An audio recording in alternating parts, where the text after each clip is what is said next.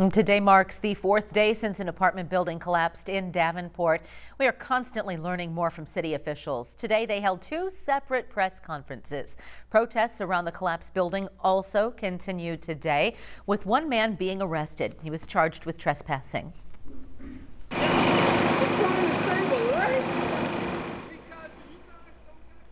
As you could just hear, the man was yelling for trying to save a life as he was taken from the scene. He was arrested on misdemeanor charges with a $600 bond.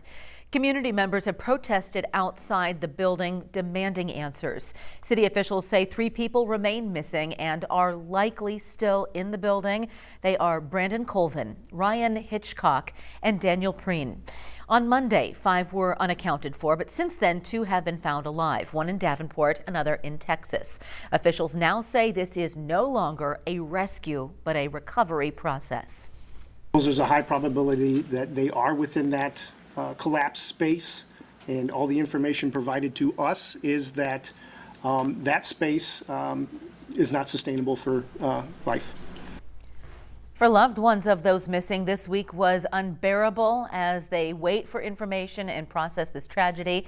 Brandon Colvin Jr., the son of one of the missing, was supposed to graduate high school this week. Instead, slept outside the barricade around the apartment building. Our sister station in Davenport caught up with his mother, Desiree Banks, on how the family is handling this tragedy. And he just broke down and ran right back here. So in my mind, it's just like if he needs to sleep here to satisfy his mind and soul, it's like, I'll sleep right there with you, baby. Wherever we're gonna sleep together, I don't care. If it's here, if it's at home, I'm gonna be right by your side, period. I will be here. So how did we get here? With people missing, homes destroyed, and a community demanding more from the city, Local 5 has obtained documents that show the building has been deteriorating over time.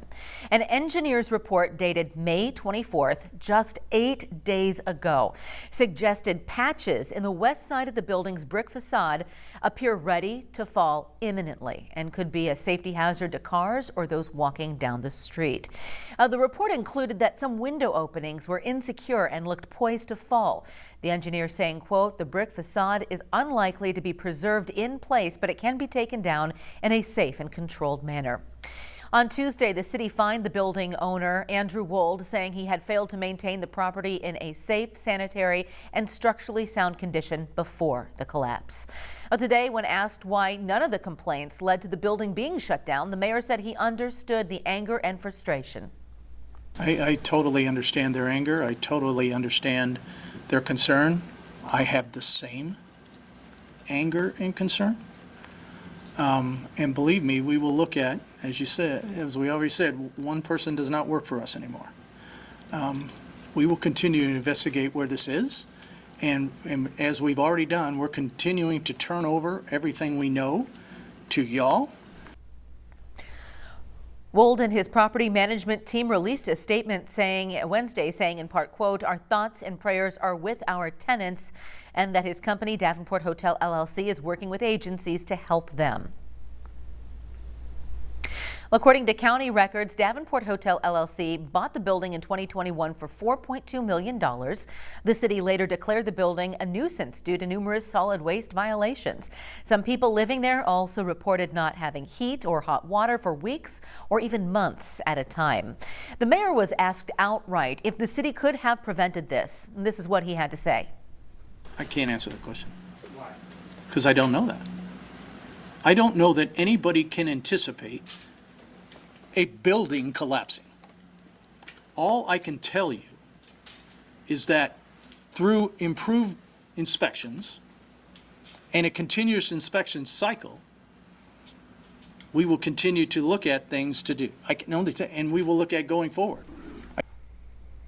Residents weren't the only ones worried. Mid-American Energy crews wouldn't work in the area until improvements were made. The company complained to the city in early February about an unsafe and deteriorating brick wall. A city notice ordered Davenport Hotel LLC to provide an engineer's letter stating the wall's condition is not in imminent danger and to take immediate steps to repair the problem. That included scaffolding so Mid-American's workers would be protected. Later that month, city records show the wall collapsed into into the scaffolding, and the city was told repairs would be a bigger job than originally believed. By March 3rd, the document shows the contractor, By State Masonry Incorporated, walked off the job after Wold resisted approving a change order that was more expensive due to the increase of work. Now, you may have seen on social media that status of the building's permit has been switching between passing, failing, and incomplete. Officials addressed this morning, calling it a glitch. Since then, our IT department has worked to resolve that glitch, and we understand this was an administrative error, but the magnitude of the situation and the error that was made, the employee, staff member, gave their resignation yesterday, so they are no longer with the city. The official also clarified the correct status. Since then, our IT department has worked to resolve that glitch, and we understand this was an administrative error, but the magnitude of the situation and the error that was made, the employee, staff member, gave their resignation yesterday, so they are no longer with the city. Our digital team put together an entire timeline of documents the city has released regarding the conditions of the apartment building. Just go to our homepage and click on this article. A reporter asked directly why the building wasn't vacated earlier despite complaints and concerns surrounding the safety of the building, and why the city hadn't noticed the red flags. Davenport's Director of Development and Neighborhood Services turned it on the landlords. Sometimes we have to use everything we can to make sure that owners of apartment buildings are doing what they're supposed to be doing.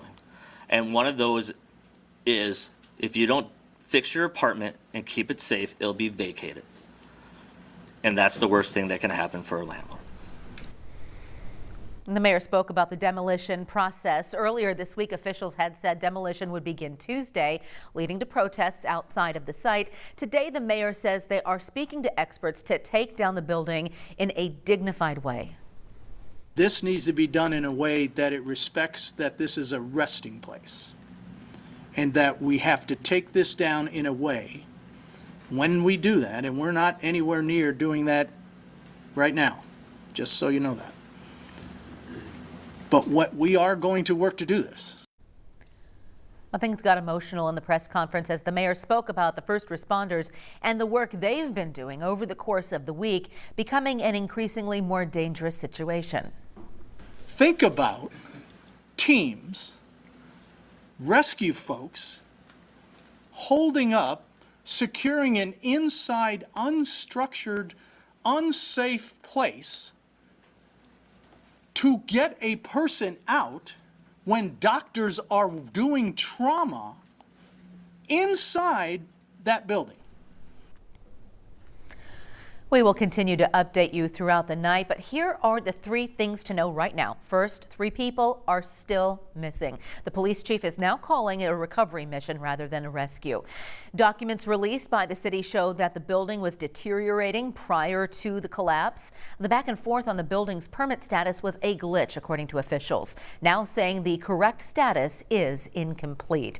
There's a lot of information surrounding the Davenport collapse. If you have missed the press conferences, you can go to We Are Iowa Plus. It is free to download to watch both conferences. The Davenport Red Cross has set up its own shelter for those in need. Those affected can go there to stay, to get meals, and talk to mental health counselors. Their mission is to provide these necessities for those who are struggling. What we provide them is the basics. You know, we want them to have a place to stay that's comfortable, and they can get the meals they need when they need it. And so we kind of take care of those basic needs. It's kind of like the first aid of sheltering. The Red Cross says it's very hard to predict how long this shelter will need to stay set up.